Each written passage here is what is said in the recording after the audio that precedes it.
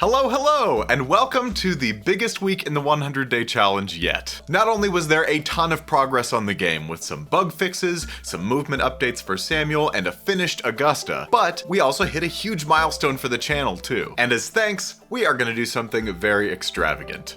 I'll tell you about it later, but first I want to catch you up on everything that's happened so far. So let's go! I'm Dryden Thomas, and this is day 56.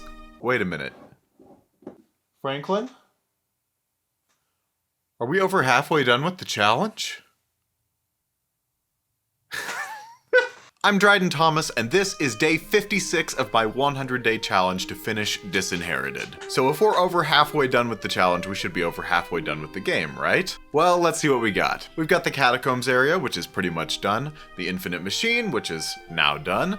We've got Eudor's area, the Maelstrom, which is not really done. And then the Chained Monastery, which is also not really done. We've got to do Charles's area, which is the bank. Haven't even started on that. And then we've got to do the final area with the Grim Reaper, which is going to be smaller, but it's not started. So basically, I'm gonna have to speed this thing up. This video is gonna be our last one in the Infinite Machine area. But first, let's talk about getting everything that's there working smoothly. Let's start with the section I cut from the last video, Pathfinding. One of the things that had been bothering me for a little while was just how ineffective the bulb flies and the drone bombs were at following you. Half the time the drones would just crash into the nearest wall or floor, and the bulb flies could get caught on literally anything. This is because in both cases, movement is just directed towards one fixed target. Bulb flies always track at you with little bursts of movement, and the drone bombs move at a consistent rate, but they can only turn a certain number of degrees, so that creates a more swooping pathway for them. So I wanted to bring in some pathfinding, which I've never done before. Luckily, Unity has an official package for just this purpose. Unfortunately, it doesn't really work with tile maps, or it doesn't work with tile maps that well. But luckily, someone named H8Man came to the rescue with a package called NavMesh Plus that's available on GitHub under an MIT license. What a hero. While I would have loved to take a week and learn A-star pathfinding and create a solution myself, and that is not sarcasm, a 100-day challenge is just not the time for such frivolity. Now, I thought that I had the NavMesh figured out last week, but while I was trying to take the footage, I broke something beyond repair, and it was 1 a.m. the morning the devlog was supposed to premiere, so I ended up just cutting the entire section. Turns out all I needed to do was take a deep breath and read some documentation. I also took some time to comb through some of the other issues with the Infinite Machine, like the way that the potbellies would sometimes get just stuck on the Tesla coils, or the way that these clockwork sentries would sometimes just stand there and not attack you, or the way that the Reaper could go into a steam trap and just be stun-locked for all eternity. I bet you didn't know that the way to beat death is just a little hot water. I think the solution for that ultimately needs to be a little bit more comprehensive, but what I did was I made the steam into heat damage, and then I made the Reaper invincible to heat damage. So for now, that's gonna solve the problem. Then it was time to do some more work on Samuel. I had this epiphany after the momentum of the moving platforms last week. I realized that I was thinking about it all wrong. I had separated out the idea of the saved momentum from the dodge roll into jump, and the saved momentum from the platforms, but really those should be the same idea. That meant it was finally time for one of my favorite things. A code refactor. My bloated player script had been sitting at about 750 lines, and while there's a lot more to do on this, by the end of this refactor, it's down to a much trimmer 450. I basically separated out all of the part of the player script that handled any movement into a player movement script. After quite a bit of experimentation and turning things that were scotch tape into something more like super glue, I found the right approach. Now, whenever you leave the ground after a roll, you keep your horizontal momentum until you turn the other way with the control stick, hit a wall, or fully land. Why do I say fully land? Well, that's a great question. Because now, if you press jump before you finish the little landing animation, you do a bunny hop and you still keep your momentum. I also felt like not enough was happening with the bashes. If you hit a wall with a stick, there should be some kind of something that happens, right? So here's where I really went off the rails. There are two different bashes, the light bash and the heavy bash. And now they both have different types of recoil. I added this ground detector collider that activates when you swing and determines whether or not you're gonna get hit with that recoil. So you now have to be a little bit more aware of your positioning when you fight. But there are also some bonus effects. The light bash, if you hit a wall, will take any of your saved X direction momentum and reflect it. This enables some very nifty feeling maneuvers if you can time it right. You can also use it to slow down your descent if you don't have any saved momentum.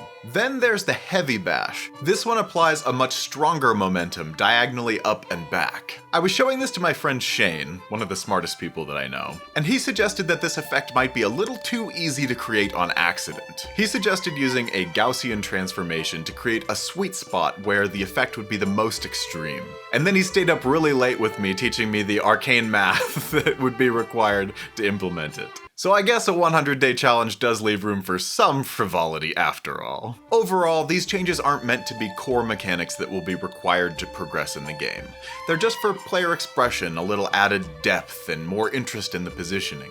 Plus, I just want to see what speedrunners get up to when they have some chaotic physics tools at their disposal. And since we're all about speed now, let's connect speed back into the other mechanics with a new relic. This is Caduceus. It's based on Hermes' famed staff, and you may recognize its design from its relationship to medicine, but this scepter is anything but medicinal.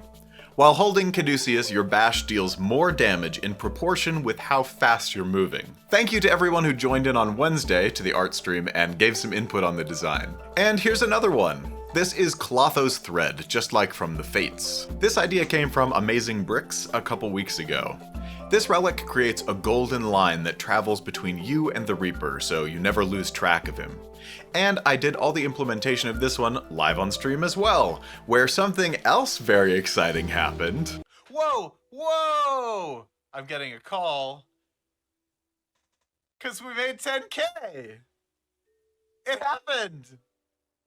This channel hit 10,000 subscribers live on that stream. So I made this commemorative fountain of 10,000 bones to commemorate the occasion. Originally, I was gonna spawn in 10,000 bone projectiles, but after a couple thousand, my frame rate dropped down to 2 and my computer started asking to be rehomed. So instead, I made a particle system with some bouncy physics. If you had told me back in February when I had like 180 subscribers that we'd be at 10,000 by June, I would have been a little bit surprised. So I just want to thank all of you. I feel extremely lucky to be here with you right now. And I want to give back to you in the only way that I really can, with game stuff. So here's the announcement. We're gonna put on a little contest. I think we all love minigames, and I've been asked a couple times about minigames in Disinherited. We also all love giving ideas, and this community is extremely good at generating them. So here's the deal.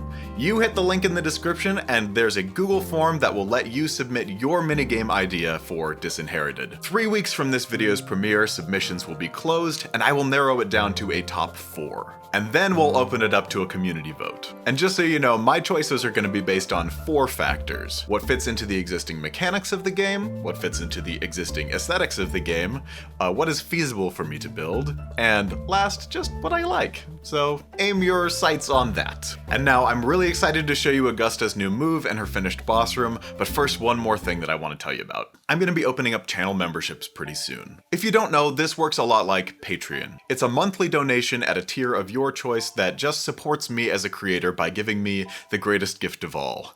More time to work. I've been putting a ton of thought into some interesting and unique perks to give you guys as members, but I'll give you a preview of these. These are the membership badges that will show by your name during streams, and they level up as you're a member for longer. I'm pretty proud of them. More on that in the future, but here's Augusta. As you can see, her room is pretty different.